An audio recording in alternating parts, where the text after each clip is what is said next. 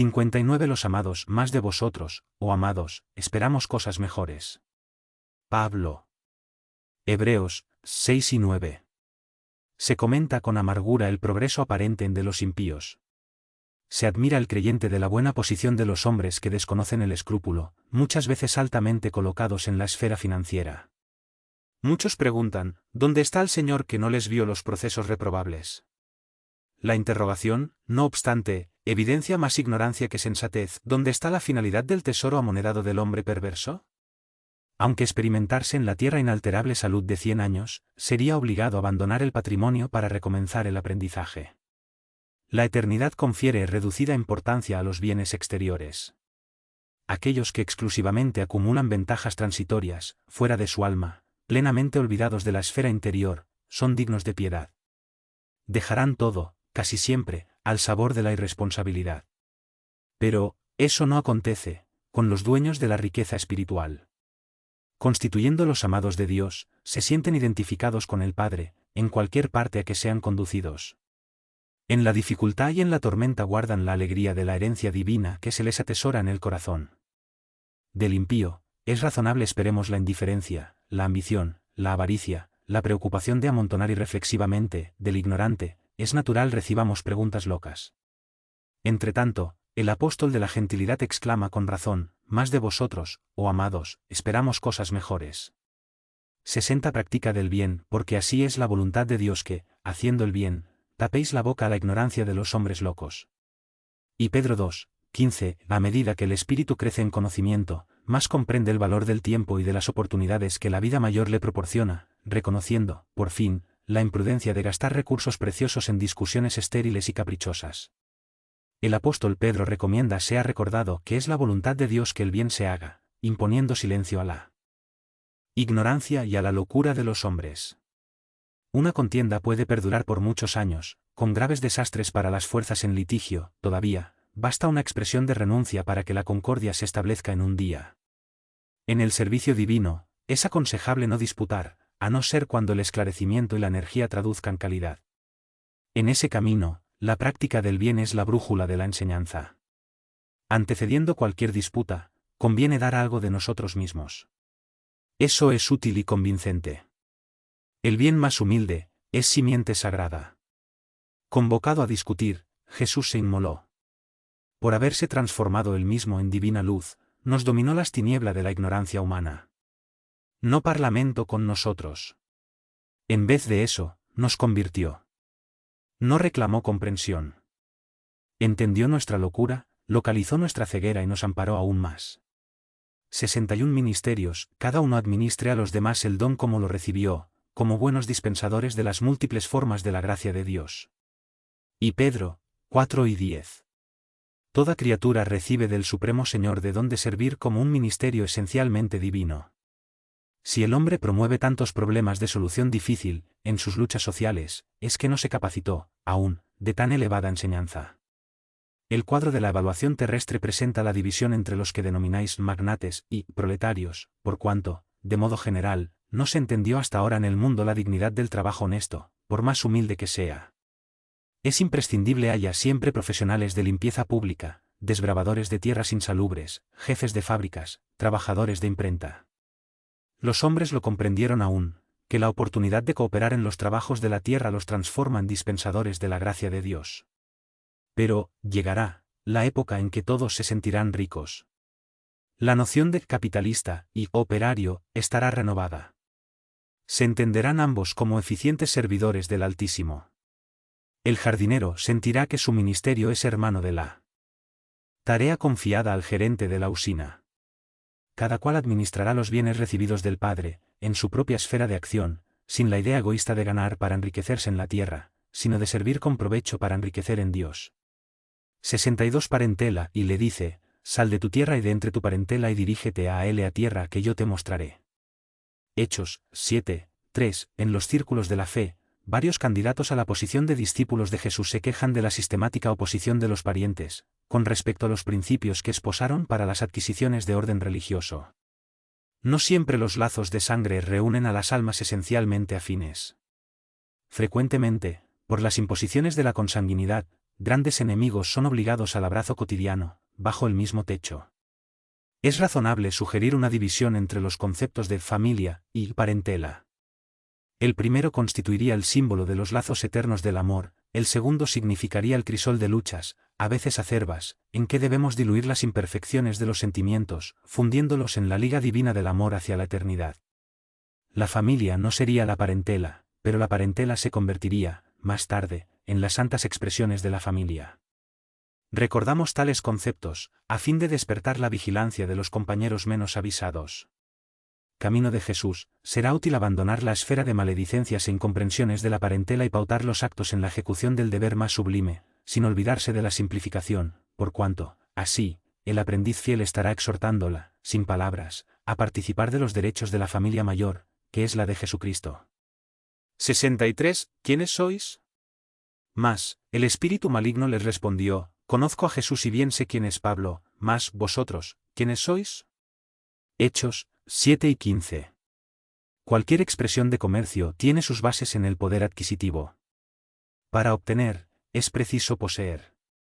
En el intercambio de los dos mundos, terrestre y espiritual, el fenómeno obedece al mismo principio. En las operaciones comerciales de César, se requiere monedas o expresiones fiduciarias con efigies e identificación correspondientes. En las operaciones de permuta espiritual se requieren valores muy individuales, con las señales de Cristo. El dinero de Jesús es el amor. Sin él, no es lícito aventurarse a alguien al sagrado comercio de las almas.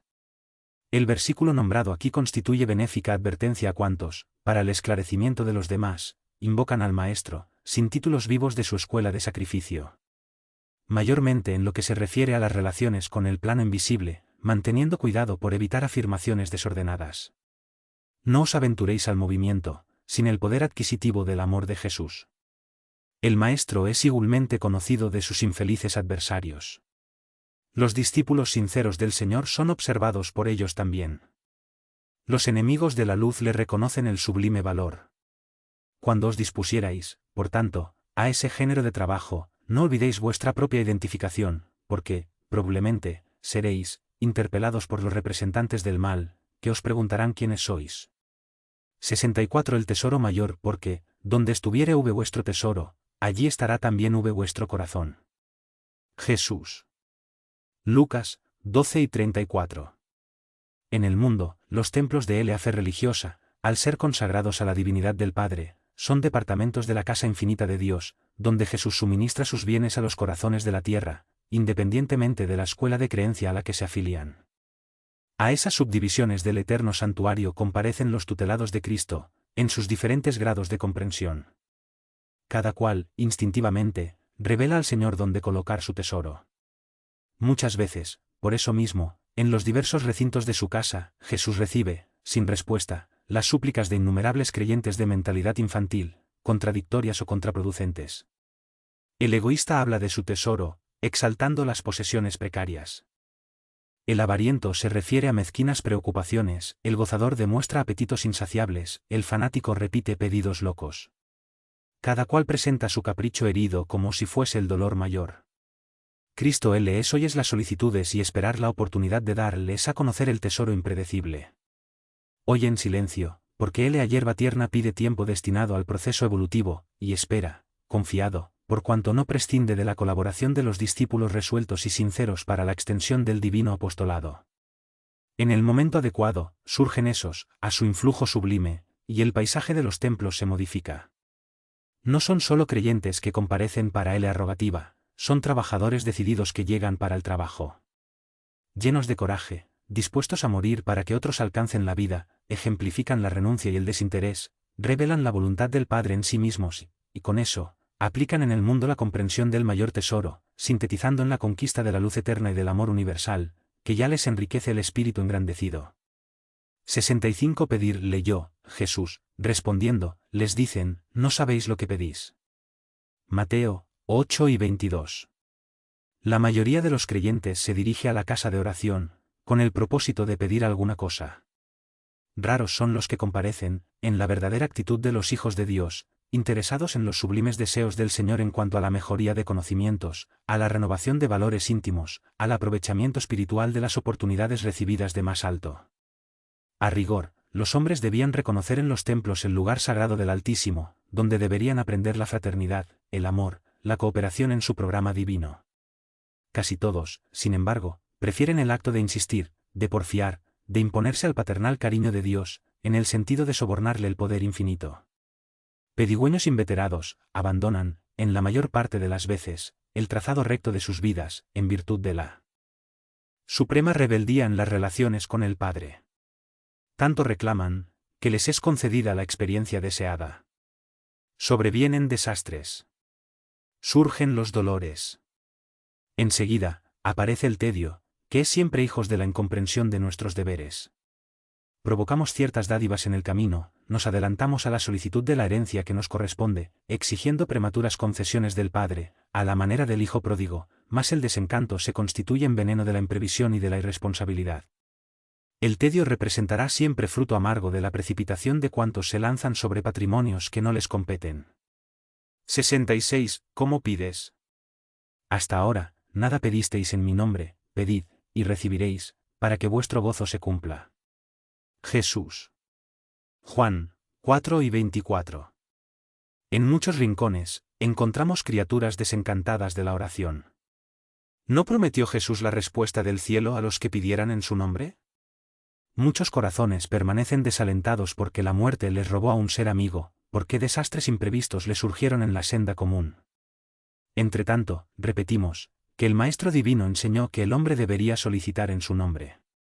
Por eso mismo, el alma creyente, convencida de su propia fragilidad, debería interrogar a la conciencia sobre el contenido de sus rogativas al Supremo Señor, en el mecanismo de las manifestaciones espirituales.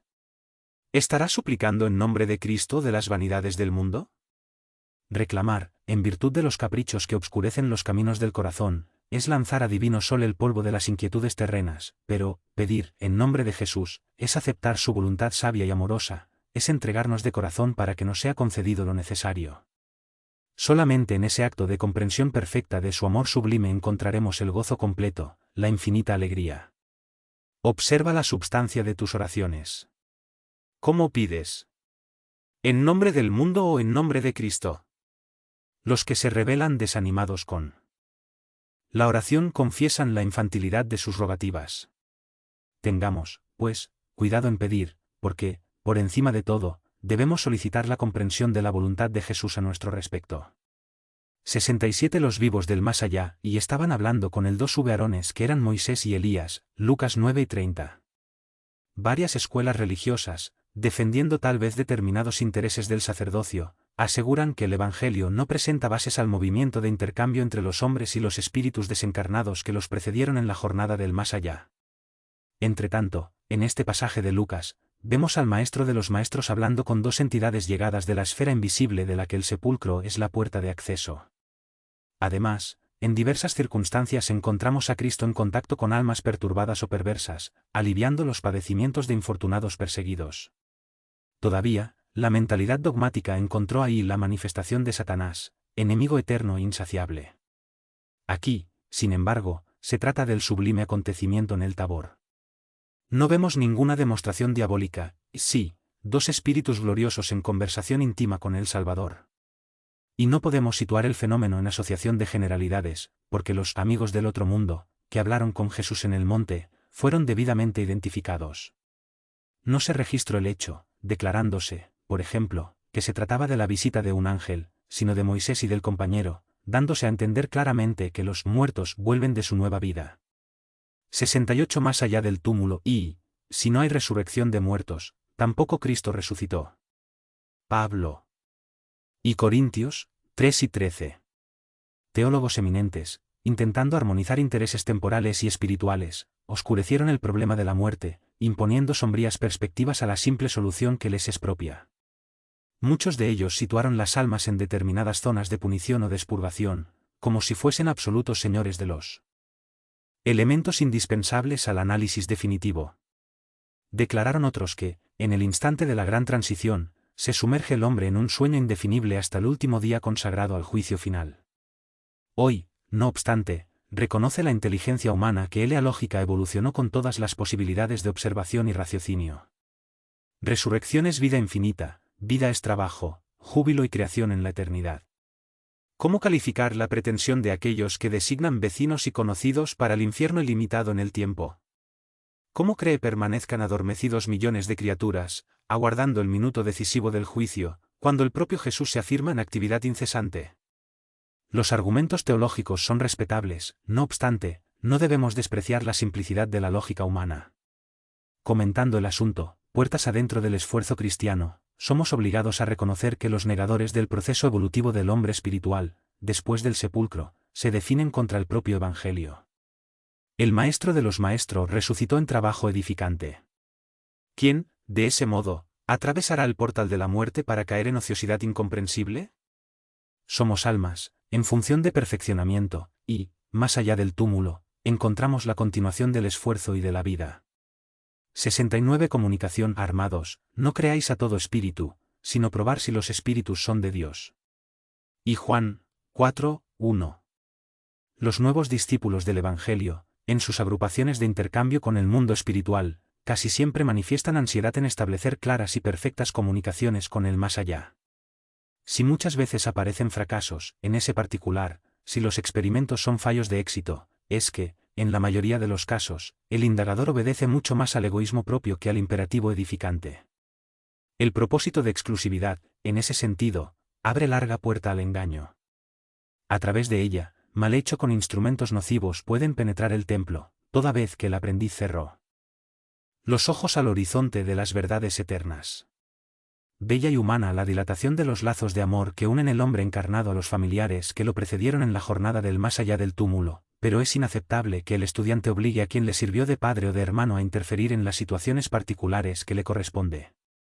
Habrá siempre quien dispense luz en las asambleas de hombres sinceros. El programa de semejante asistencia, con todo, no puede ser sustancialmente organizado por las criaturas, muchas veces inconscientes de las propias necesidades.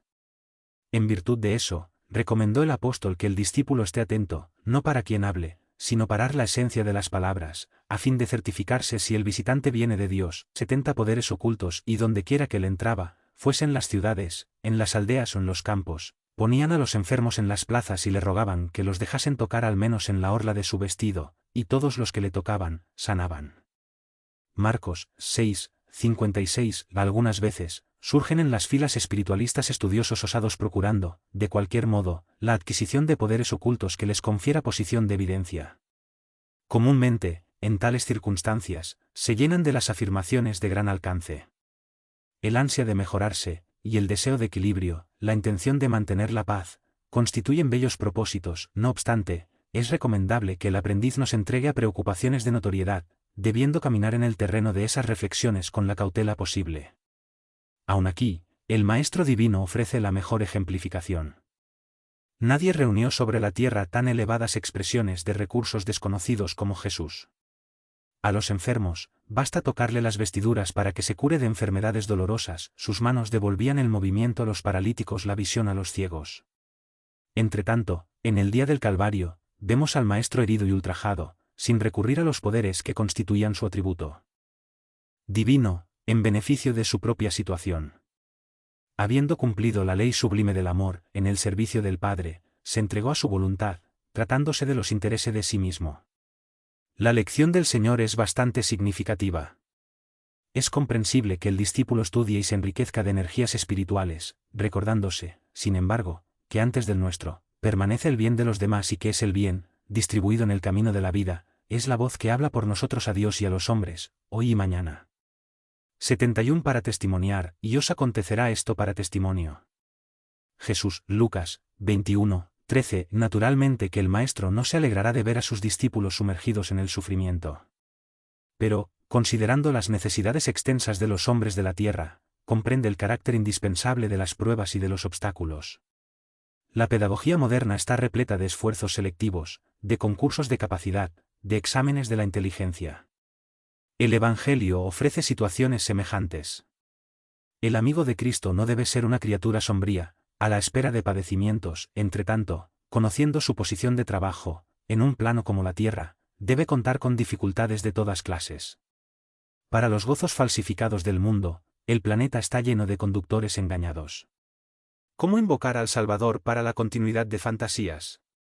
Cuando somos llamados para Cristo, es para que aprendamos a ejecutar el trabajo en favor de la esfera mayor, sin olvidarnos que el servicio comienza en nosotros mismos. Existen muchos hombres de valor cultural que se constituyeron en mentores de los que desean mentirosos regalos en el plano físico. En el Evangelio, no obstante, no acontece así. Cuando el maestro invita a alguien a su trabajo, no es para que llore de en desaliento o repose en satisfacción ociosas. Si el Señor te llamó, no te olvides de que ya te considera digno de testimoniar. 72 Transitoriedad. Ellos perecerán, mas tú permanecerás. Y todos ellos, como ropa, envejecerán. Pablo, Hebreos 1 y 11. Nos habla el Eclesiastés de las vanidades y la aflicción de los hombres, en el torbellino de las ambiciones desvariadas de la tierra. Desde los primeros tiempos de la familia humana, existen criaturas confundidas en los falsos valores del mundo.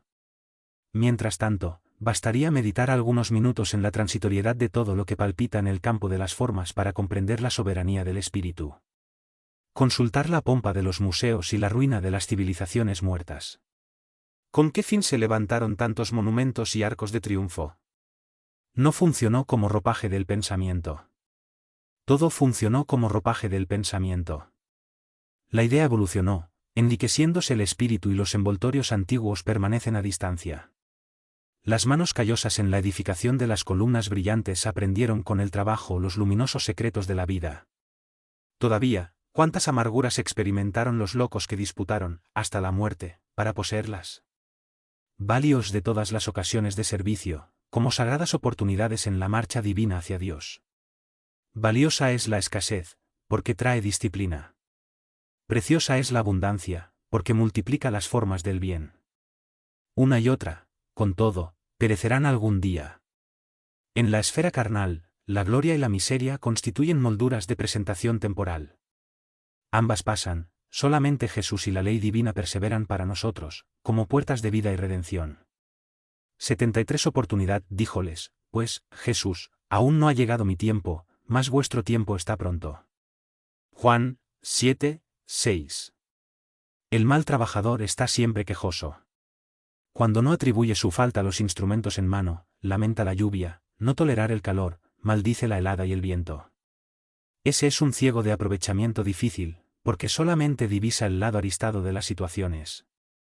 El buen trabajador, no obstante, comprende, antes de todo, el sentido profundo de la oportunidad que recibió.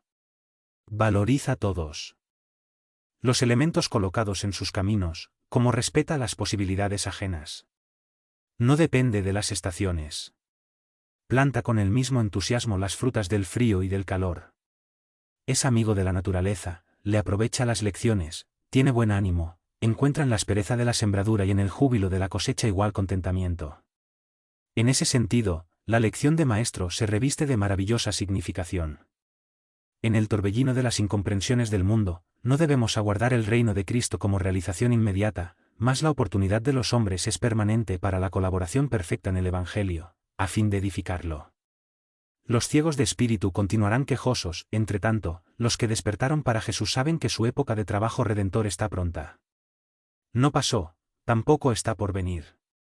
Es el día de hoy, es la oportunidad bendita de servir, en nombre del Señor, aquí y ahora. 74 Manos limpias, y Dios por las manos de Pablo hacían maravillas extraordinarias. Hechos 7 y 11. El Evangelio no nos dice que Pablo de Tarso hacía maravillas, sino que Dios operaba maravillas extraordinarias por intermedio de las manos de él. El Padre de hará siempre lo mismo con utilizando a todos los hijos que le presenten manos limpias. Muchos espíritus, más convencionalista que propiamente religiosos, encontraron en esa noticia de los hechos una información sobre determinados privilegios que habían sido concedidos al apóstol. Antes de todo, sin embargo, es preciso saber que semejante concesión no es exclusiva. La mayoría de los creyentes prefieren fijar el Pablo santificado sin apreciar al trabajador militante. ¿Cuánto costó al apóstol la limpieza de las manos? Raros indagan lo relativo a eso. Recordemos que el amigo de los gentiles fuera rabino famoso en Jerusalén, se movilizara entre elevados cargos públicos, detentara situaciones dominantes, no obstante, a la que el Todopoderoso le utilizarse en las manos, sufrido todas las humillaciones y se dispuso a todos los sacrificios por el bien de los semejantes. Enseñó el Evangelio bajo burlas y azotes, aflicciones integradas. A pesar de escribir luminosas epístolas, jamás abandonó el telar humilde para la vejez del cuerpo. Considera las particularidades del asunto y observa que Dios es siempre el mismo Padre, que en la misericordia divina no se modificó, pero pide manos limpias para los servicios edificantes, junto a la humanidad. Tal exigencia es lógica y necesaria, pues el trabajo del Altísimo debe resplandece en sobre los caminos humanos. 75 En la casa de César, todos los santos os saludan, pero principalmente los que son de la casa de César. Pablo. Filipenses 4:22. Es muy común que oigamos observaciones inconvenientes en determinados hermanos de la creencia, relativas a los compañeros llamados a tareas más difíciles, entre las posibilidades del dinero o del poder. La piedad falsa está siempre dispuesta a criticar al amigo, que, aceptando laborioso cargo público, va a encontrar en él mucho más aborrecimiento que notas de armonía. El análisis desvirtuado todo lo analizan maliciosamente. Si el hermano es compelido a participar de grandes representaciones sociales, se acostumbra a estigmatizarlo como traidor a Cristo. Es necesario emplear mucha vigilancia en esos juicios. En los tiempos apostólicos, los cristianos de vida pura eran llamados santos. Pablo del Tarso, humillado y perseguido en Roma, tuvo ocasión de conocer a numerosos almas en esas condiciones, y lo que es de admirar más, convivió con diversos discípulos de semejante posición, relacionados con la habitación palaciega de César. De ellos recibió atenciones y favores, asistencia y cariño. Escribiendo a los filipenses, hace mención especial de esos amigos de Cristo. No juzgues, pues, a tu hermano por su fortuna aparente o por sus privilegios políticos. Ante de todo, acuérdate que había santos en la casa de Nerón y nunca olvides tan grandiosa lección. 76 Edificaciones, vosotros sois la luz del mundo, no se puede esconder una ciudad edificada sobre un monte. Jesús. Mateo 5:14. El Evangelio está repleto de amorosas invitaciones para que los hombres se edifiquen en el ejemplo del Señor. No siempre los seguidores de Cristo comprenden ese gran imperativo de la iluminación propia, en favor de la armonía en la obra a realizar.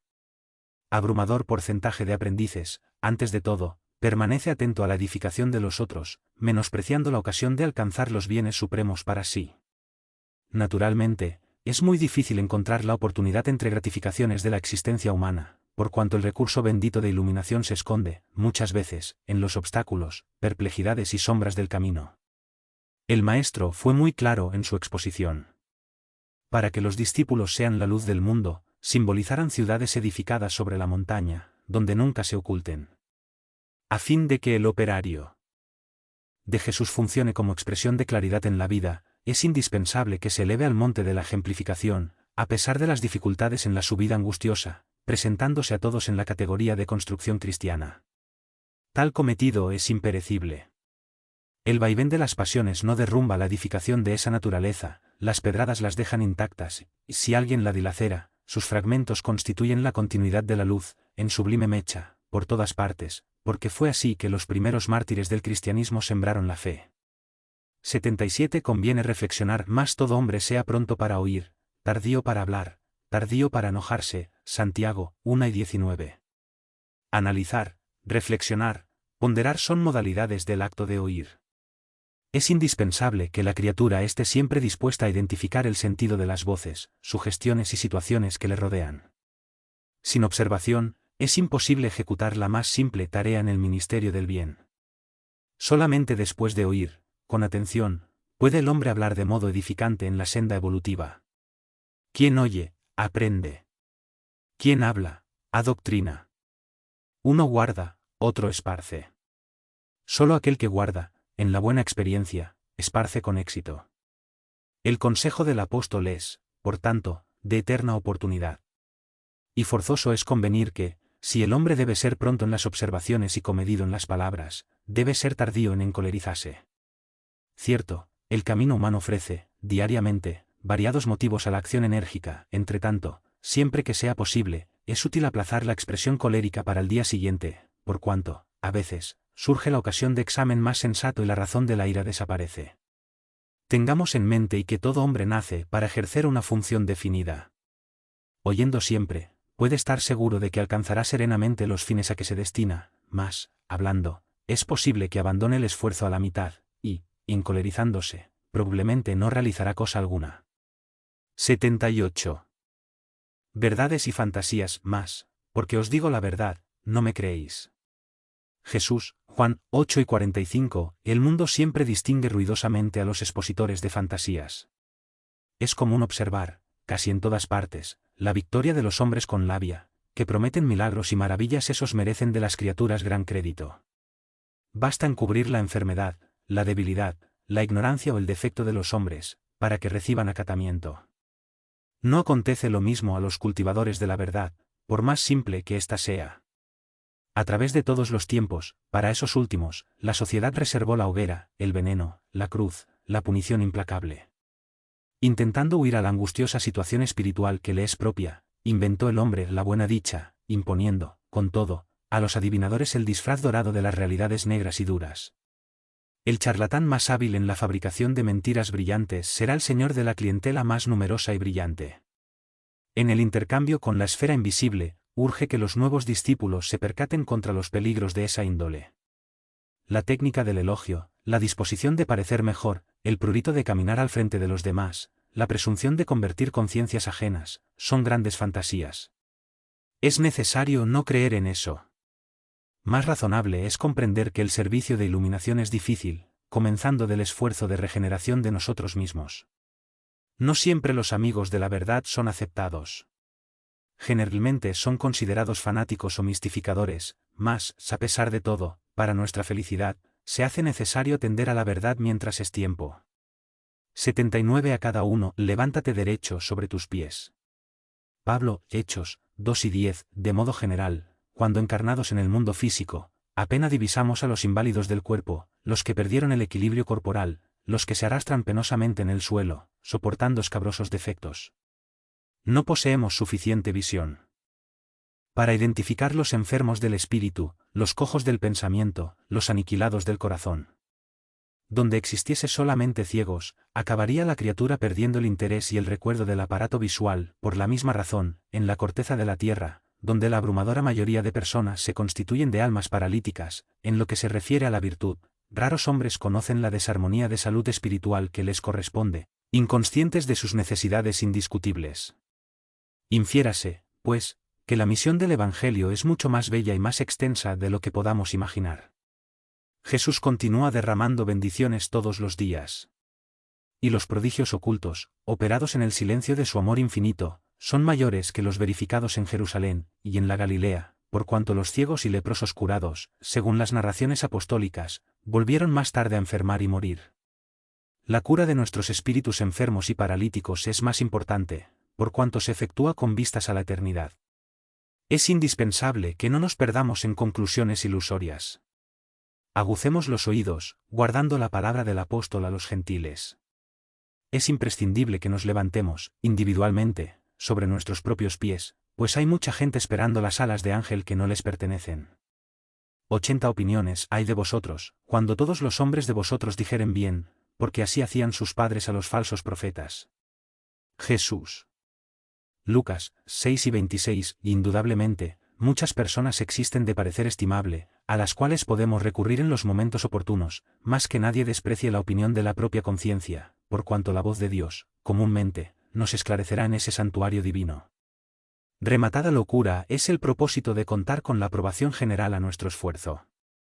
Cuando Jesús pronunció la sublime exhortación de este pasaje de Lucas, actuó con absoluto conocimiento de las criaturas.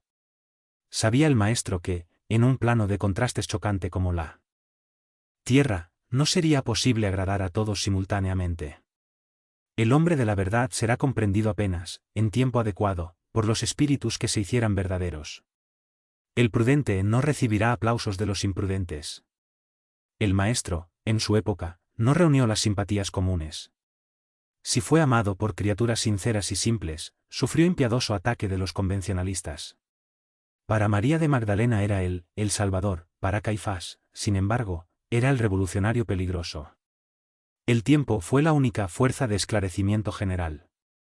Si te encuentras en servicio edificante, si tu conciencia te aprueba, ¿qué te importa las opiniones livianas o hipócritas? Cumple tu deber y camina. Examina el material de los ignorantes y calumniadores como provechosa advertencia y recuerda de que no es posible conciliar el deber con la liviandad, ni la verdad con la mentira.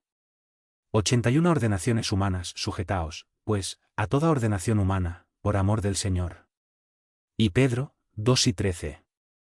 Ciertos temperamentos impulsivos, aproximándose a las lecciones de Cristo, presumen en el Evangelio un tratado de principios destructores del orden existente en el mundo. Hay quien figure en el Maestro un anarquista vigoroso, inflamado de cólera sublime. Pero, Jesús, nunca será el patrón del desorden. La novedad que transbordar del Evangelio no aconseja al espíritu más humillado de la tierra la adopción de armas contra hermanos, sino, que se humilla aún más, tomando la cruz, a ejemplo del Salvador. Claro está que la buena nueva no enseña a arrodillarse ante la tiranía insolente, entre tanto, pide respecto a las ordenaciones humanas, por amor al Maestro Divino. Si el detentor de la autoridad exige más de lo que le compete, se transforma en un déspota que el Señor corregirá a través de las circunstancias que le expresan los designios, en el momento oportuno. Esa certeza es más un factor de tranquilidad para el siervo cristiano que, en hipótesis alguna, debe quebrar el ritmo de la armonía. No te hagas, pues, indiferente a las ordenaciones de la máquina del trabajo en que te encuentras. Es posible que, muchas veces, no te correspondan a los deseos, mas recuérdate de que Jesús es el supremo ordenado en la tierra y no situaría el esfuerzo personal donde tu concurso fuese innecesario. Tienes algo de sagrado que hacer donde respiras en el día de hoy. Con expresiones de revuelta, tu actividad será negativa.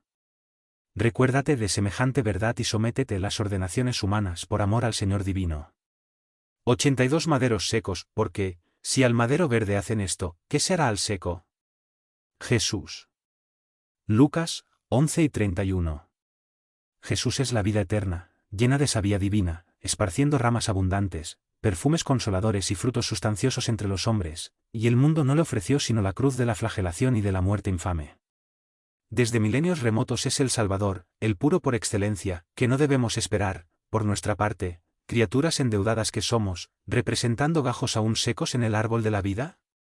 En cada experiencia, necesitamos de procesos nuevos en el servicio de reparación y corrección. Somos maderos sin vida propia, que las pasiones humanas inutilizaron, en su furia destructora. Los hombres de campo meten la vara punitiva en los melocotoneros, cuando sus frondas raquíticas no producen. El efecto es benéfico y compensador. El martirio del Cristo traspasó los límites de nuestra imaginación. Como tronco sublime de la vida, sufrió por desear transmitirnos su savia fecunda. Como leños resecos, al calor del mal, sufrimos por necesidad, a favor de nosotros mismos.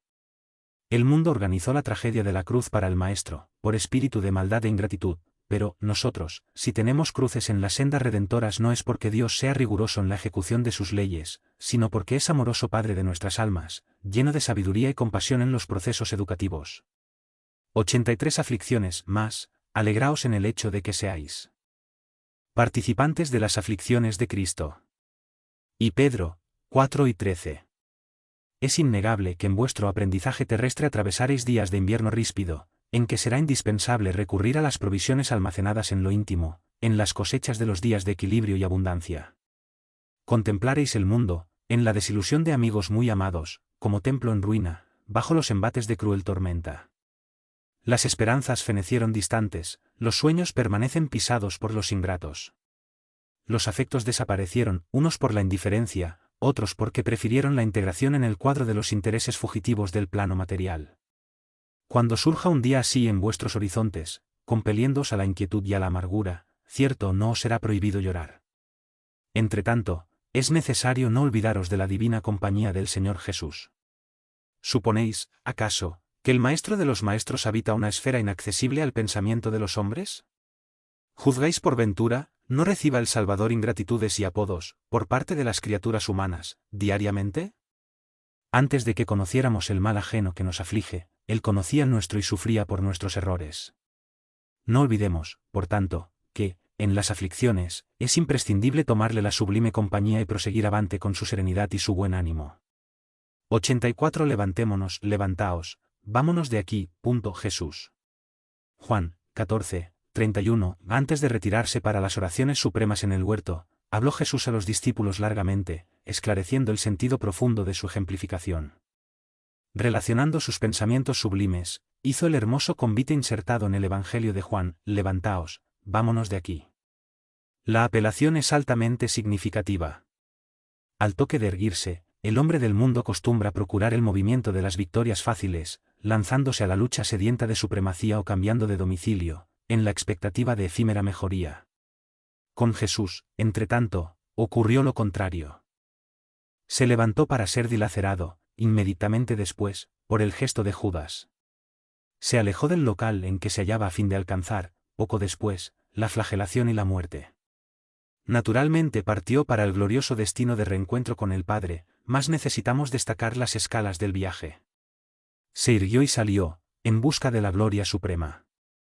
Las estaciones de marcha son eminentemente educativas: Getsemaní, la cárcel, el perentorio, la vía dolorosa, el Calvario, la cruz, constituyen puntos de observación muy interesantes, mayormente en la actualidad, que presenta innumerables cristianos aguardando la posibilidad del viaje sobre de las almohadas de lujo del menor esfuerzo.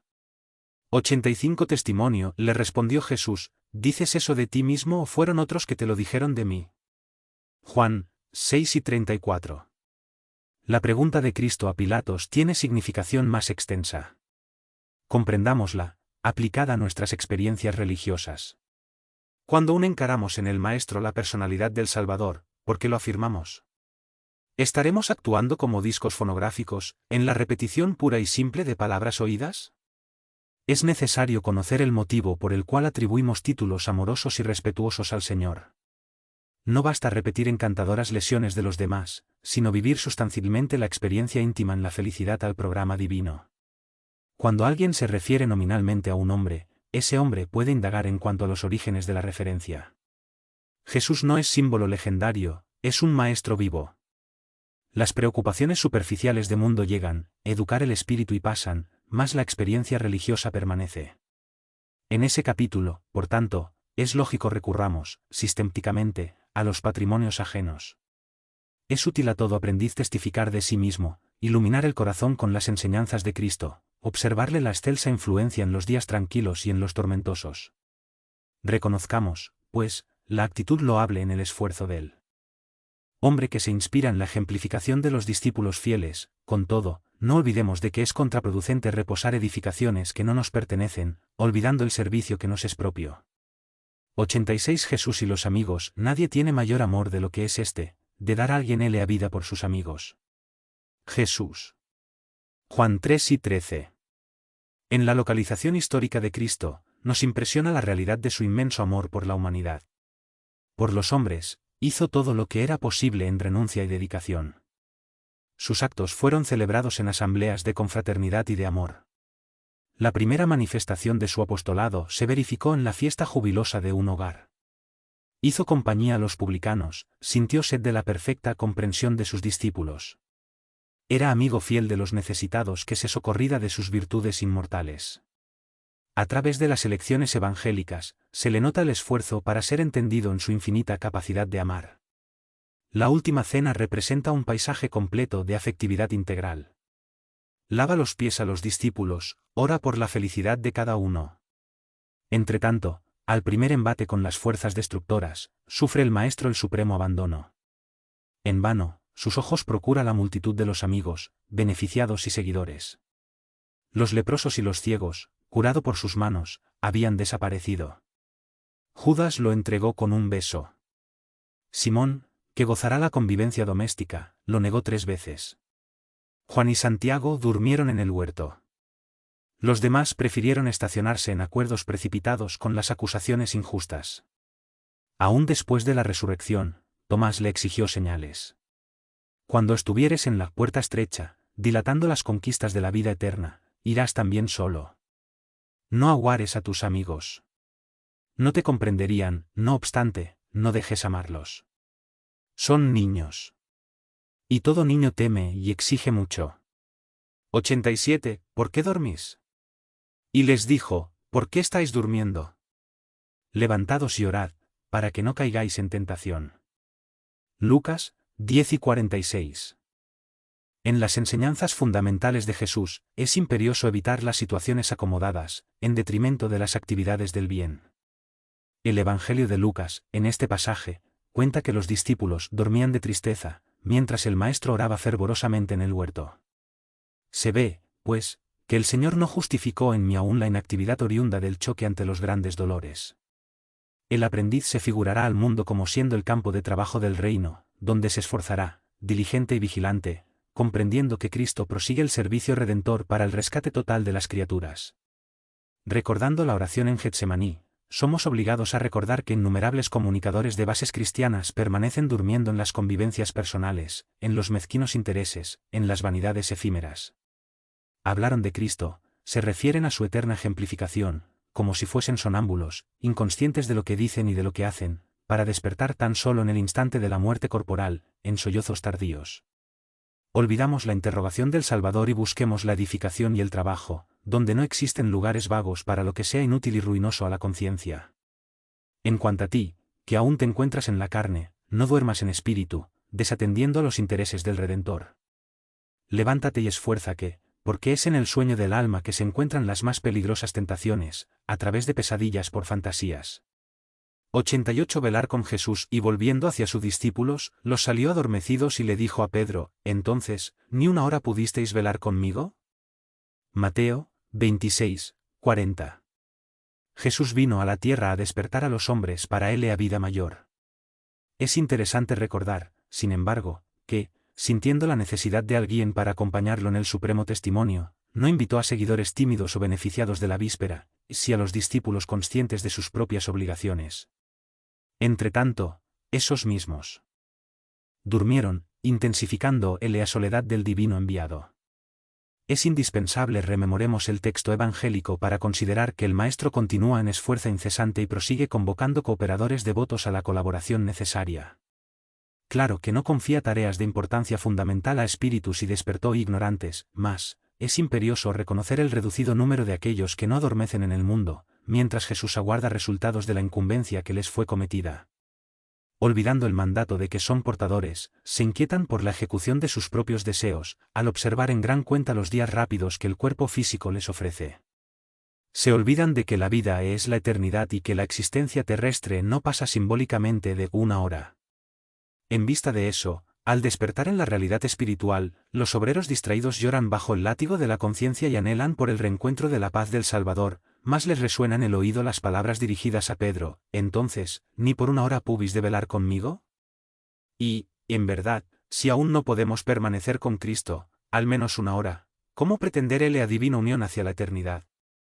89 El fracaso de Pedro, y Pedro lo siguió, de lejos hasta el patio del sumo sacerdote, y entrando, se sentó entre los criados para ver el fin. Mateo 26, 58. El fracaso, como cualquier éxito, tiene sus causas positivas. La negación de Pedro siempre constituye asunto de palpitante interés en las comunidades del cristianismo. ¿Se encuadraría la caída moral del generoso amigo del Maestro en un plano de fatalidad? ¿Por qué se negaría Simón a cooperar con el Señor en minutos tan difíciles? Útil, en ese particular, es el examen de su falta de vigilancia. El fracaso del amoroso pescador reside ahí dentro, en la desatención para con las advertencias recibidas. Gran número de discípulos modernos participan de las mismas negaciones, en razón de continuar desatendiendo. Informa el Evangelio que, en aquella hora de trabajos supremos, Simón Pedro seguía al Maestro de lejos, quedó en el patio del sumo sacerdote, y se sentó entre los criados de éste, para ver el fin. Lectura cuidadosa del texto nos esclarece el entendimiento y reconocemos que, aún hoy, muchos amigos del Evangelio prosiguen cayendo en sus aspiraciones y esperanzas por acompañar a Cristo a distancia, recelosos de perder gratificaciones inmediatas, cuando son llamados al testimonio importante, se demoran en las cercanías de la arena de lucha redentora, entre los siervos de las convenciones utilitaristas, asestando binóculos de examen, a fin de observar cómo será el fin de los servicios ajenos. Todos los aprendices, en esas condiciones, naturalmente fracasarán y llorarán amargamente.